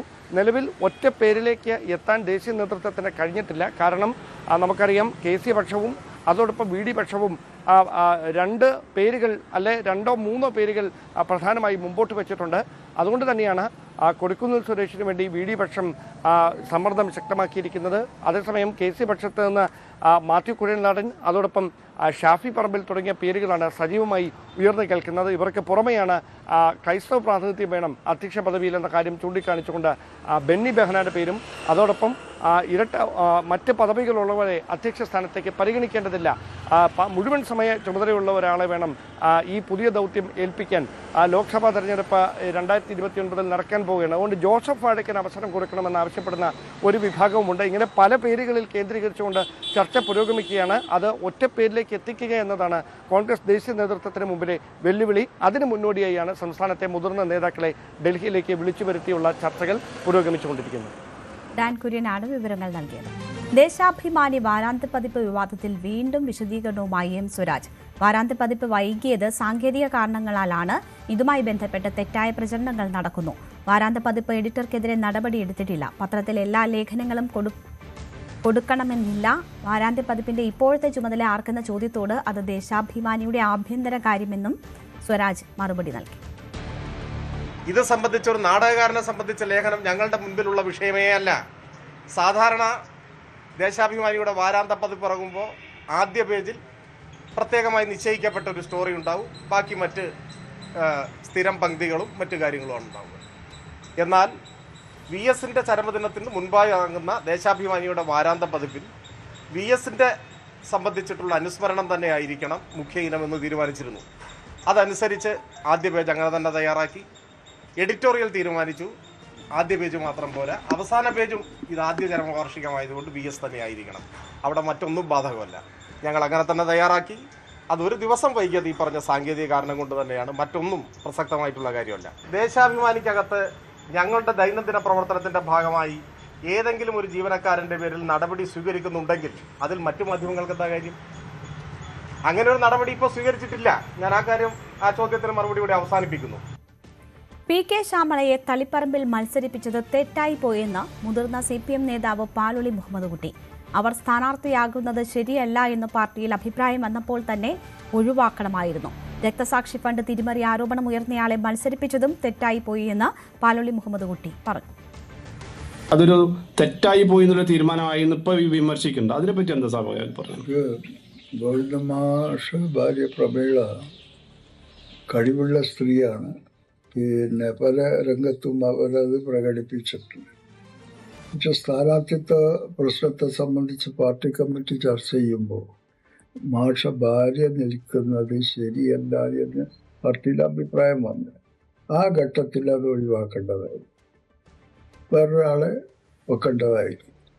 ഇതുപോലെ തന്നെ പയ്യന്നൂരിൽ ഒരു രക്തസാക്ഷിക്ക് വേണ്ടിയിട്ട് പിരിച്ചിട്ടുള്ള ഫണ്ട് അതിൽ കൃത്രിമം കാണിച്ചു എന്നുള്ളതാണ് ഇയാളുടെ പരാതി. അങ്ങനെ ഒരു ആരോപണം വന്ന സ്ഥിതിക്ക് അയാൾ തൽക്കാലം സ്ഥാനാർത്ഥിത്വത്തിന് മാറ്റി നിർത്തേണ്ടതായി. ഇത് രണ്ടും അവിടുത്തെ പാർട്ടി കമ്മിറ്റിക്ക് പറ്റിയിട്ടുള്ള പെശകാണ്, ചെയ്യാൻ പാടില്ലാത്തതായിരുന്നു. ഇതാണ് എൻ്റെ അഭിപ്രായം. ടാറ്റയുടെ കപ്പൽ നിർമ്മാണശാലയുമായി ബന്ധപ്പെട്ട് ചർച്ച നടത്തിയിരുന്നുവെന്ന് ആവർത്തിച്ച് മുഖ്യമന്ത്രി. പല പദ്ധതികളുടെ ചർച്ചകൾ നടക്കുന്നുണ്ട്.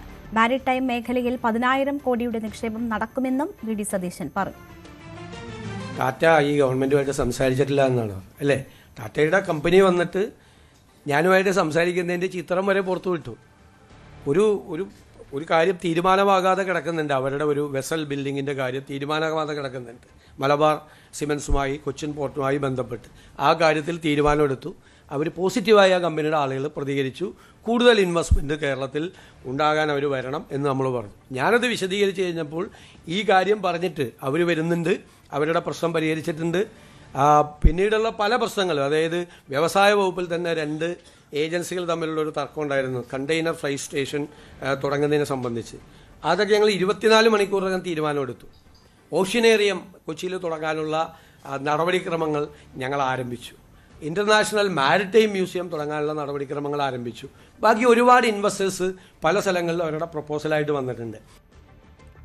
സംസ്ഥാനത്തെ വൈദ്യുതി പ്രതിസന്ധി 30 ദിവസം കൊണ്ട് തങ്ങളുടെ ഗവൺമെന്റ് ഉണ്ടാക്കിയ പ്രതിഭാസമാണോ എന്ന മുഖ്യമന്ത്രിയുടെ ചോദ്യം.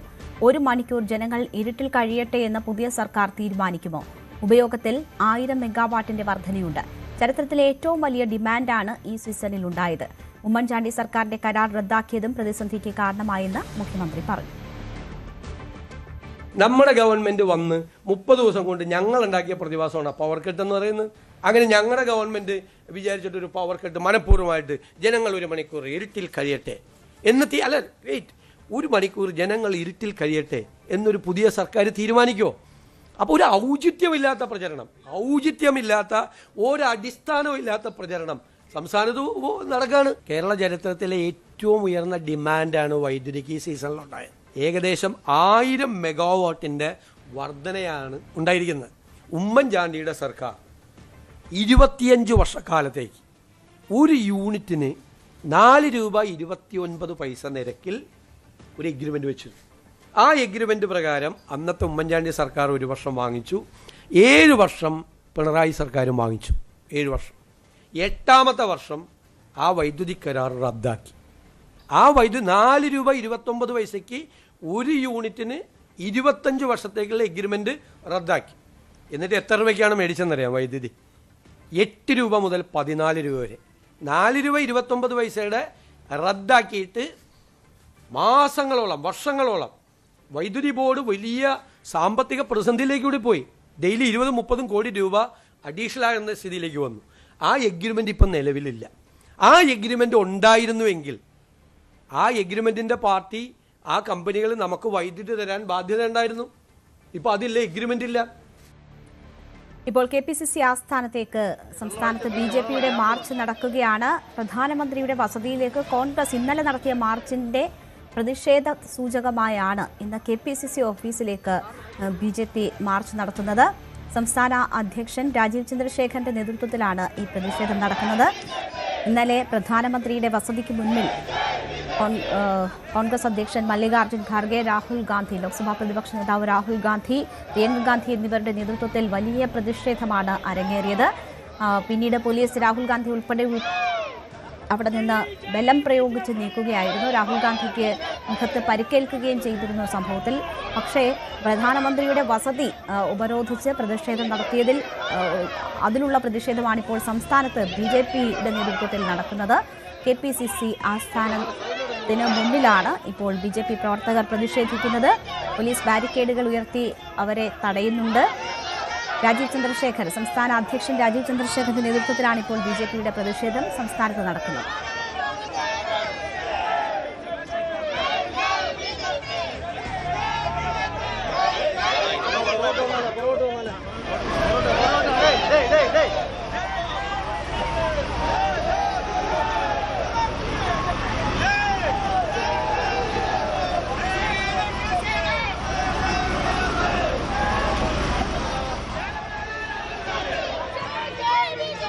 ഡാൻ കുര്യൻ ഇപ്പോൾ അവിടെ നിന്നും വിവരങ്ങളുമായി ചേരുകയാണ്. ഡാൻ, വലിയ പ്രതിഷേധമാണ് അരങ്ങേറുന്നത് KPCC ആസ്ഥാനത്തിന് മുന്നിൽ. എന്തൊക്കെയാണ് വിവരങ്ങൾ?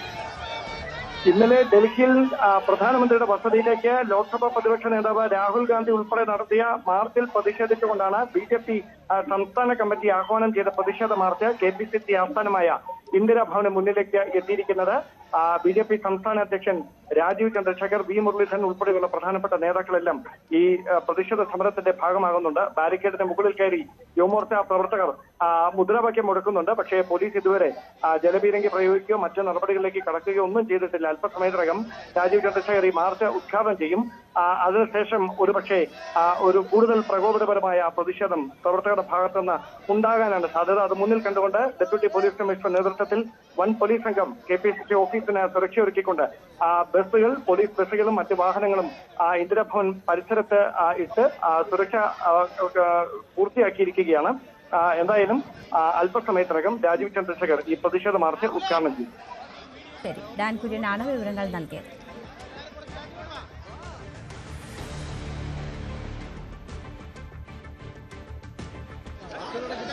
ഇപ്പോൾ രാജീവ് ചന്ദ്രശേഖരൻ നമുക്ക് ദൃശ്യങ്ങളിൽ കാണാം. അദ്ദേഹം ഈ പ്രതിഷേധ മാർച്ച് ഉദ്ഘാടനം ചെയ്ത് സംസാരിക്കാൻ പോകുന്നു എന്നാണ് മനസ്സിലാക്കുന്നത്. BJPയുടെ പ്രധാനപ്പെട്ട നേതാക്കളെല്ലാം ഉണ്ട്. മേയർ VV രാജേഷിനെയും ദൃശ്യങ്ങളിൽ നമുക്ക് കാണാം.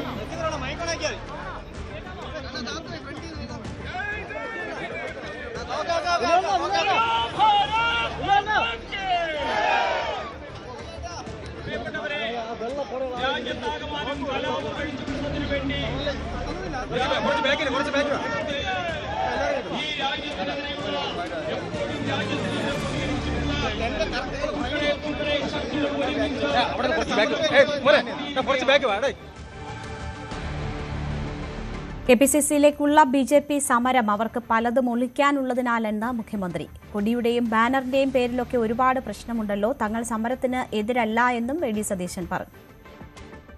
അവരെന്തൊക്കെയാണ് ചെയ്യുന്നത്? അവർ കാരണം ഇതൊക്കെ ഒന്ന് മറച്ചു വെക്കണമല്ലോ, വേറെ ഒരുപാട് പ്രശ്നങ്ങൾ നേരിടുമല്ലേ. എന്തെല്ലാം കാര്യങ്ങൾ അവർക്ക് ചെയ്യാനുള്ളത്, അവർക്ക് ഒരുപാട് കാര്യം ചെയ്യാനുണ്ടല്ലോ. അപ്പോൾ അവരുടെ BJP പ്രസിഡന്റ് തിരിച്ചു വന്നപ്പോൾ അദ്ദേഹത്തിൻ്റെ മുമ്പിലുള്ള പ്രശ്നങ്ങൾ എന്തെല്ലാമാണ്? കൊടി തൊട്ട് ബാനർ തൊട്ട് മതിലെഴുത്ത് തൊട്ടുള്ള എന്തെല്ലാം കാര്യങ്ങൾ അവർ ചെക്ക് ചെയ്യാനുള്ള ഒരു സ്ഥിതിയിലാണ് അവർ ഇരിക്കുന്നത്. നമ്മൾ അവരെ കളിയാക്കി പറയുമൊന്നുമില്ല. പക്ഷേ അവർ ഞങ്ങളുടെ ഗവൺമെൻറ് വന്നതിൻ്റെ പിറ്റേ ദിവസം ഒരു സമരം നടത്തി. എന്താണ്? മറ്റേ മാനിഫെസ്റ്റോയിലെ പരിപാടി പ്രഖ്യാപിച്ചില്ലെന്ന്. അന്ന് ഞാൻ തലയിൽ കൈവച്ചു. ഏത് ഗവൺമെൻറ് സത്യപ്രതിജ്ഞ ചെയ്യുന്നതിൻ്റെ പിറ്റേ ദിവസം സമരം നടത്തിയ ആളുകളാണ്. അവർക്ക് അവനുള്ള അവകാശമുണ്ട്. ഞങ്ങൾ പ്രധാനമന്ത്രിയുടെ ആഫീസിൽ അവർക്ക് അതിനുള്ള അവകാശമുണ്ട്. ഞങ്ങൾ അവരുടെ രീതിയല്ലല്ലോ, ഫാസിസ്റ്റ് രീതിയല്ലല്ലോ. സമരം ചെയ്യാൻ പാടില്ല, ഗവൺമെൻറ്റിനെതിരായി സമരം ചെയ്യാൻ പാടില്ല. ഗവൺമെൻറ്റിനെതിരായി ആര് സമരം ചെയ്താലും ഞങ്ങൾ അവരുമായിട്ട് ചർച്ച നടത്തും. ഞങ്ങൾക്കൊരു പ്രശ്നമില്ല. ഞങ്ങൾ സമരങ്ങൾക്കൊന്നും എതിരല്ല. ഞങ്ങൾ സമരം ചെയ്തിട്ടുള്ള സംഘടനയാണ്. ഏത് സംഘടന സർക്കാരിനെതിരായിട്ട് സമരം ചെയ്താലും ഞങ്ങൾ അന്വേഷിക്കും. ഞങ്ങൾക്ക് തീർക്കാൻ പറ്റുന്ന വിഷയമാണെങ്കിൽ ഒരു ഈഗോ പ്രശ്നമില്ലാതെ ഞങ്ങൾ സർക്കാരിനെതിരെ സമരം ചെയ്തു, അതുകൊണ്ട് ഈ വിഷയം തീർക്കില്ല എന്നുള്ള നിലപാട് ഒരിക്കലും ഉണ്ടാവില്ല. BJPയുടെ KPCC ഓഫീസ് മാർച്ച് തടയാൻ റോഡ് ബാരിക്കേഡ് വെച്ച് മറച്ചതോടെ വെട്ടിലായി വഴിയാത്രക്കാർ. മതിൽ ചാടിക്കടന്നാണ് വൃദ്ധയുൾപ്പെടെയുള്ള യാത്രക്കാർ സഞ്ചരിച്ചത്. VV അരുണിന്റെ റിപ്പോർട്ട് കൂടി കാണാം. BJPയുടെ KPCC ഓഫീസ് മാർച്ചിന് തടയാനാണ് പോലീസ് ബാരിക്കേഡ് ഉപയോഗിച്ച് റോഡ് അടച്ചത്. പക്ഷേ അതിലൂടെ വഴിയാത്രക്കാർ ബുദ്ധിമുട്ടാകുന്നു. സ്ത്രീകളടക്കമുള്ളവർ ഈ റോഡ് മതിൽ ചാടി, വൃദ്ധരടക്കമുള്ള ആളുകൾ മതിൽ ചാടി റോഡ് മുറിച്ചു കിടക്കേണ്ട അവസ്ഥയാണ്. നമുക്കറിയാം, കാൽനട യാത്രക്കാർക്ക് എല്ലാ സൗകര്യങ്ങളും വേണമെന്ന് സുപ്രീം കോടതി അടക്കം പറയുമ്പോൾ ഇത്തരത്തിൽ ഒരു സമരത്തിന്റെ പേരിലാണ് ഈ രീതിയിൽ വൃദ്ധരടക്കമുള്ള ആളുകൾക്ക് ഇങ്ങനെ മതിൽ ചാടി റോഡ് മറികടന്ന് പോകേണ്ട അവസ്ഥ വരുന്നത്. യാത്രക്കാരാണ്, നമുക്കറിയാം, സ്വാഭാവികമായും പ്രധാനപ്പെട്ട ഒരു റോഡാണ്. അവിടെ ഇത്തരത്തിൽ സമരം വരുമ്പോൾ ബദൽ സംവിധാനം ഏർപ്പെടുന്നവരും പൂർണ്ണമായും ഈ റോഡ് അടച്ചുകൊണ്ടുള്ള ഒരു ക്രമീകരണമാണ് പോലീസിന്റെ ഭാഗത്തുണ്ടായത്. നമ്മൾ വളരെ കൃത്യമായ ദൃശ്യങ്ങൾ കാണാം. ആളുകൾക്ക് ഇങ്ങനെ നേരത്തെ ഒരു കച്ചവടക്കാരിയായ വളരെ പ്രായം ചെന്ന ഒരു അമ്മയടക്കം മതിൽ ചാടി പോകേണ്ട അവസ്ഥയുണ്ട്. സ്ത്രീകളുണ്ട്, പ്രായമായ ആളുകളുണ്ട്. അമ്മ എവിടെ പോകാമെന്നാണ്?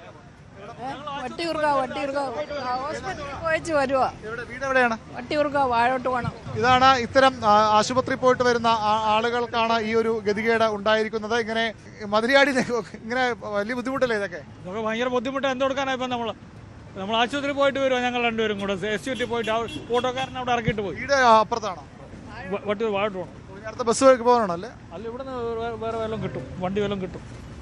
അവർ വാഴോട്ടുകുളം വരെ പോകേണ്ട ആളുകളാണ്. സ്വാഭാവികമായും അവർക്ക് ഇനി വേറൊരു ഓട്ടോറിക്ഷ പിടിച്ച് വേണം പോകാൻ. ഓട്ടോറിക്ഷ ഇവിടം വരെ വന്ന് ഓട്ടോറിക്ഷക്കാരൻ വഴിയിൽ ഇറക്കി വിട്ടിട്ട് പോവുകയായിരുന്നു. ഇനി കൊടും വെയിലത്ത് ഈ വൃദ്ധ ദമ്പതികൾ, അതും ആശുപത്രിയിൽ പോയിട്ട് വരുന്ന ആളുകളാണ്, ഇവർ ഇങ്ങനെ നടന്ന് പോകേണ്ടതുണ്ട്. ഇവിടെ എല്ലാം റോഡ് ബ്ലോക്കാണ്. പൂർണ്ണമായും ഗതാഗതം തടഞ്ഞുകൊണ്ടുള്ള ക്രമീകരണമാണ് ഈ ഭാഗത്ത് ഉണ്ടാക്കിയിരിക്കുന്നത്.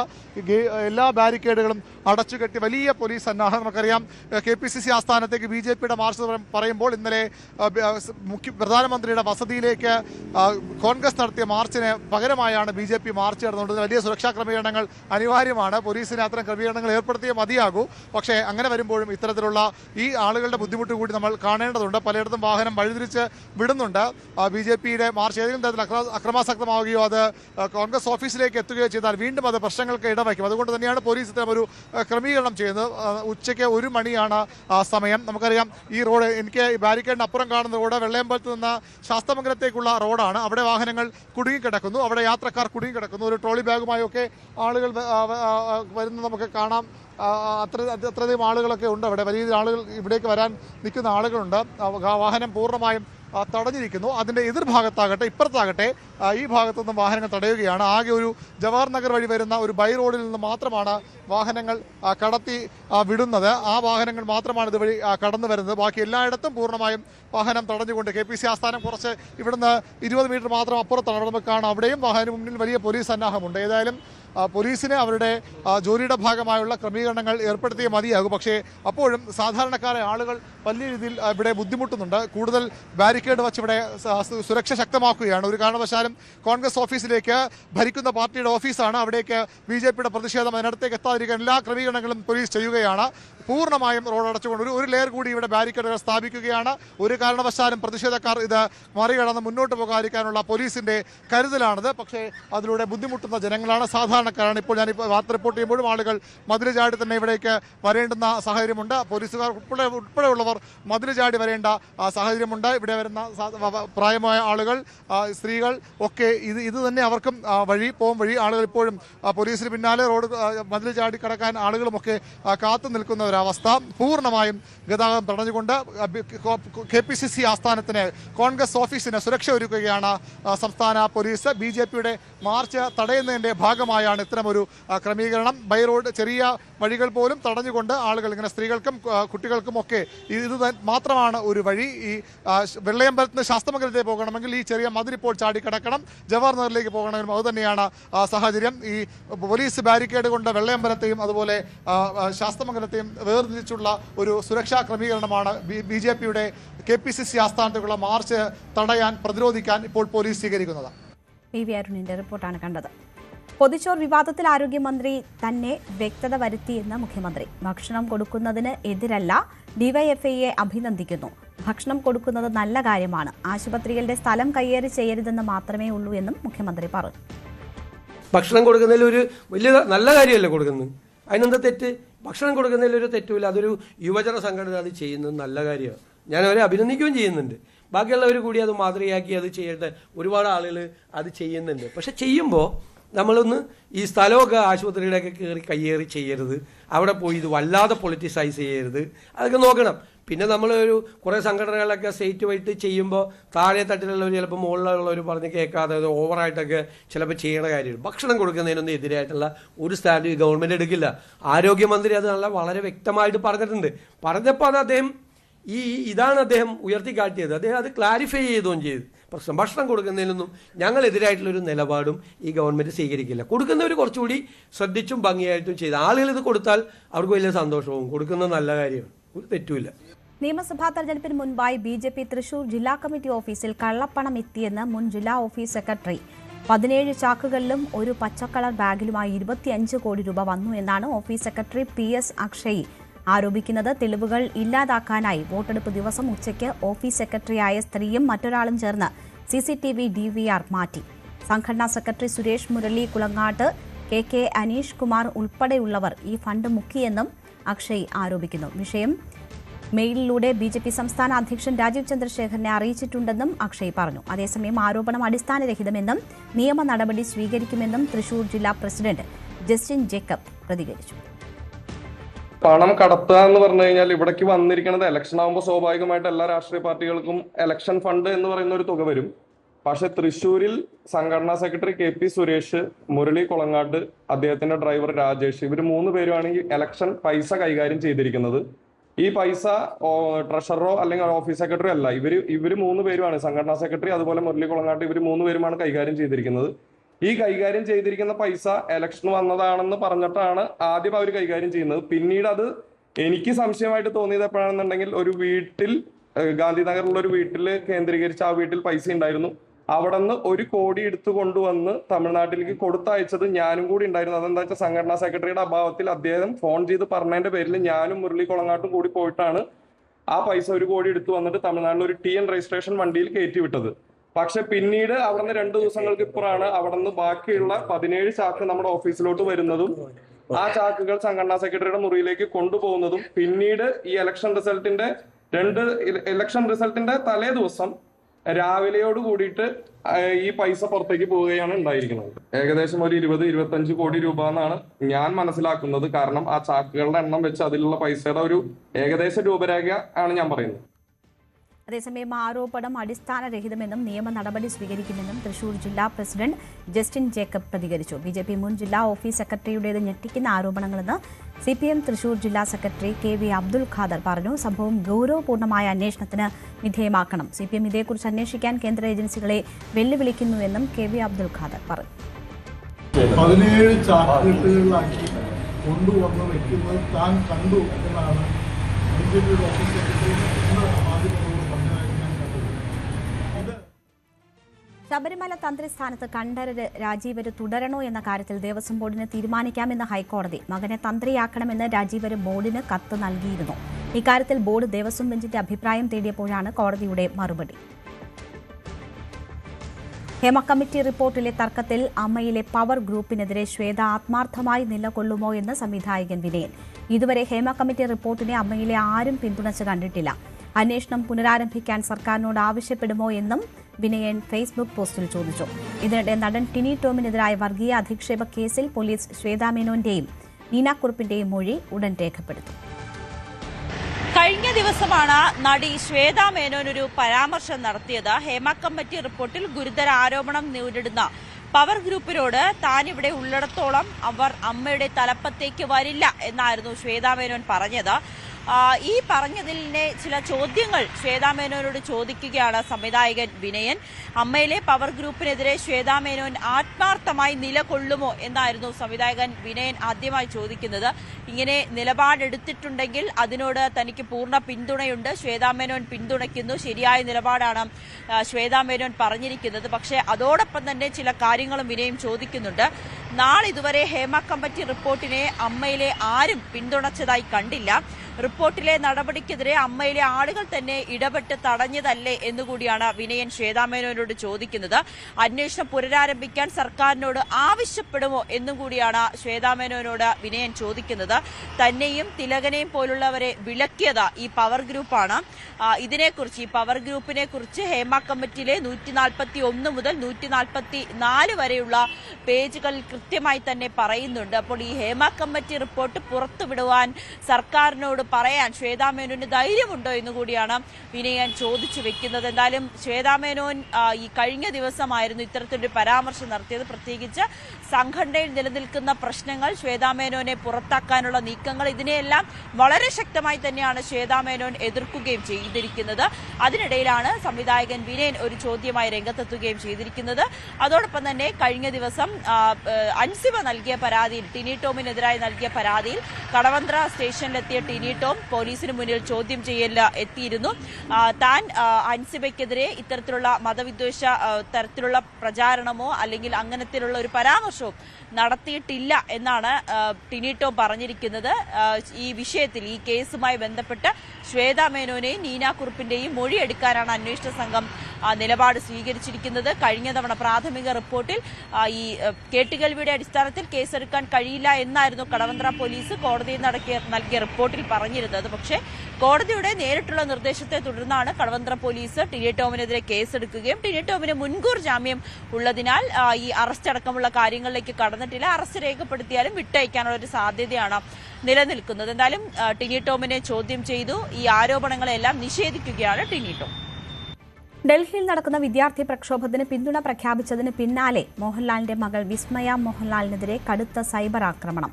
അസഭ്യവർഷവും വിദ്വേഷ കമന്റുകളും സോഷ്യൽ മീഡിയയിൽ നിറയുകയാണ്. മോഹൻലാലിന്റെ ഫേസ്ബുക്ക് പേജിലും കമന്റുകൾ നിറയുന്നു. മോഹൻലാൽ മകളെ രാജ്യദ്രോഹികൾക്ക് സപ്പോർട്ട് ചെയ്യാൻ വിടരുതെന്നും ഇതുപോലെ സംസാരിച്ച പൃഥ്വിരാജിന് എന്ത് സംഭവിച്ചുവെന്ന് അച്ഛനോട് സമയം കിട്ടുമ്പോൾ ചോദിച്ചാൽ മതിയെന്നുമാണ് വിസ്മയയ്ക്ക് നേരെ ഉയരുന്ന ആക്രമണം. ഡൽഹിയിൽ കോക്രോച്ച് ജനതാ പാർട്ടി എന്ന CJPയുടെ നേതൃത്വത്തിൽ നടന്ന വിദ്യാർത്ഥി പ്രക്ഷോഭത്തിനെതിരായ പോലീസ് നടപടികളിൽ അതിശക്തമായ ഭാഷയിലാണ് വിസ്മയ മോഹൻലാൽ കഴിഞ്ഞ ദിവസം പ്രതികരിച്ചത്. രാജ്യത്ത് സമാധാനപരമായി പ്രതിഷേധം നടത്തുമ്പോൾ ഇങ്ങനെയാണോ പ്രതികരിക്കേണ്ടത് എന്നുള്ള ചോദ്യമാണ്. അതും ഒരു ജനാധിപത്യ രാജ്യത്തിൽ ഇങ്ങനെയാണോ നടക്കേണ്ടത് എന്നുള്ള ചോദ്യമാണ് വിസ്മയ മോഹൻലാൽ ചോദിച്ചത്. ഈ ചോദ്യത്തിന് പിന്നാലെ കടുത്ത സൈബർ ആക്രമണമാണ് വിസ്മയ മോഹൻലാലിനെതിരെ നടക്കുന്നത്. വിസ്മയ മാത്രമല്ല, ടൊവിനോ തോമസ്, പാർവതി തിരുമോത്ത്, ഹിന്ദിയിൽ നിന്ന് സോനാക്ഷി സിൻഹ, പ്രകാശ് രാജ് എന്ന നടൻ ഉൾപ്പെടെ ഡൽഹിയിൽ പോയി അവിടെയുള്ള പ്രക്ഷോഭത്തിന് അനുകൂലിച്ചുകൊണ്ട് സംസാരിക്കുകയും ചെയ്തിരുന്നു. എന്നാൽ വിസ്മയ മോഹൻലാലിനെതിരെ ശക്തമായ സൈബർ അറ്റാക്കാണ് സംഭവിക്കുന്നത്. പലരും ചോദിക്കുന്ന ചോദ്യം, പ്രത്യേകിച്ച് രാജ്യം ഭരിക്കുന്ന പാർട്ടിക്കെതിരായ വിമർശനം ഉന്നയിക്കുമ്പോൾ ഈ പാർട്ടിയെ അനുകൂലിക്കുന്നവർ തന്നെയാണ് വിസ്മയക്കെതിരെ സംസാരിക്കുന്നത്. ഇവിടെ കേരളത്തിൽ PSC റാങ്ക് ലിസ്റ്റുമായി ബന്ധപ്പെട്ട് ഇവിടെ പല രീതിയിലുമുള്ള പ്രതിഷേധങ്ങൾ നടന്നപ്പോൾ എന്തുകൊണ്ട് ഒരു ചെറുവിരൽ പോലും അനക്കിയില്ല എന്നുള്ള ചോദ്യങ്ങൾ ചോദിക്കുന്നുണ്ട്. പല രീതിയിലുമുള്ള ഭീഷണികൾ, വിരട്ടലുകൾ, അധിക്ഷേപങ്ങൾ, വ്യക്തിഹത്യകളാണ് വിസ്മയക്കെതിരെ സൈബർ മീഡിയയിൽ നടക്കുന്നത്. അതും അതിരുവിട്ടാണ് പോകുന്നത് എന്നത് പറയാതിരിക്കാൻ കഴിയില്ല. മോഹൻലാലിനോട് പറയണം, പ്രത്യേകിച്ച് മകളെ ഇതുപോലെ രാജ്യവിരുദ്ധർക്ക് ഒപ്പമായിട്ട് സംസാരിക്കാൻ വിടരുതെന്ന് മോഹൻലാൽ അറിയണമെന്നതുൾപ്പെടെ മോഹൻലാലിനെതിരെയും ശക്തമായ വിമർശനം ഉന്നയിക്കുന്നുണ്ട്. മോഹൻലാലിൻ്റെ ഫേസ്ബുക്ക് പേജിൽ പോയിട്ട് വരെ വിസ്മയയുടെ ഈ ഒരു നിലപാടിനെതിരായിട്ട് പോലും ഇവർ സംസാരിക്കുകയും ചെയ്യുന്നുണ്ട്. അങ്ങനെ കടുത്ത സൈബർ അറ്റാക്കാണ് വിസ്മയക്കെതിരെ നടക്കുന്നത്. വിസ്മയ ആദ്യമായിട്ട് നായികയായി എത്തുന്ന സിനിമയായ തുടക്കം അടുത്ത മാസം 7-ാം തീയതി റിലീസ് ചെയ്യാനിരിക്കുകയാണ്. ആ സിനിമ ബഹിഷ്കരിക്കും, ആ സിനിമ പരാജയപ്പെടുത്തും എന്നതുവരെ ഈ നിലപാട് പറഞ്ഞതിൻ്റെ പേരിൽ വിസ്മയ മോഹൻലാലിനെതിരെ കടുത്തമായ സൈബർ ആക്രമണമാണ് നടക്കുന്നത്. വേറെ ചില വെല്ലുവിളികൾ ഉൾപ്പെടെയുണ്ട്. പ്രത്യേകിച്ച് എമ്പുരാൻ സിനിമയുമായി ബന്ധപ്പെട്ട് നടത്തിയ വിവാദങ്ങളൊക്കെ തന്നെ കേരളം മറന്നിട്ടുണ്ടാവില്ല. ആ സമയത്ത് പൃഥ്വിരാജ് അനുഭവിച്ചത് എന്താണെന്ന് മോഹൻലാലിനോട്, അതായത് അച്ഛനോട് ചോദിച്ചാൽ മതി എന്നുൾപ്പെടെയുള്ള കാര്യങ്ങൾ ചോദിക്കുന്നുണ്ട്. അങ്ങനെയാണെങ്കിൽ മകൾ വാ തുറക്കില്ല എന്നതുൾപ്പെടെയുള്ള വലിയ രീതിയിലുള്ള അധിക്ഷേപങ്ങളും സൈബർ അറ്റാക്കുകളുമാണ് വിസ്മയക്കെതിരെ സംഭവിക്കുന്നത്. കഴിഞ്ഞ ദിവസത്തിൽ ടൊവിനോ തോമസ് അനുകൂലിച്ച് CJPയുടെ പ്രൊട്ടസ്റ്റിനെ അനുകൂലിച്ചുകൊണ്ട് സംസാരിച്ചിരുന്നു. പല താരങ്ങളും ഉൾപ്പെടെ പോലീസിൻ്റെ ഈ ഹീനമായ പ്രവൃത്തിക്കെതിരെ സംസാരിക്കുകയും ചെയ്തിരുന്നു. അവർക്കെതിരെയും ഒക്കെ തന്നെ സൈബർ അറ്റാക്കുകളുണ്ട്.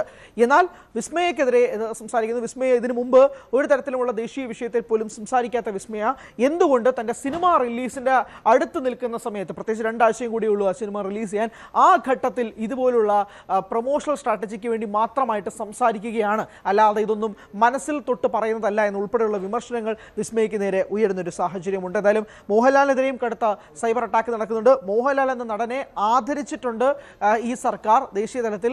എന്നിട്ടാണ് മകൾ ഇതുപോലെ സംസാരിക്കുന്നത് എന്നതും, രാജ്യദ്രോഹികൾക്ക് വേണ്ടി എന്തിനാണ് മോഹൻലാലിന്റെ മകൾ സംസാരിക്കുന്നത് എന്നത് ഉൾപ്പെടെയുള്ള വിമർശനങ്ങളാണ് സമൂഹ മാധ്യമങ്ങളിൽ ഉയരുന്നത്.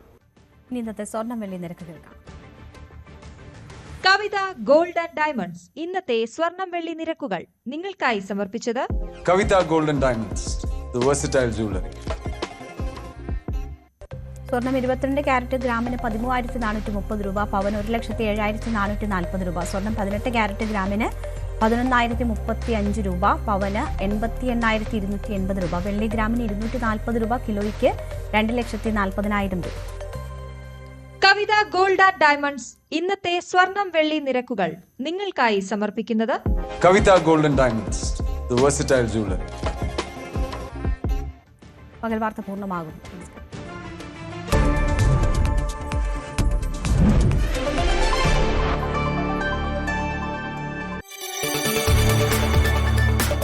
കൂടുതൽ വാർത്തകൾക്ക് News 18 Keralam YouTube channel subscribe ചെയ്യുക.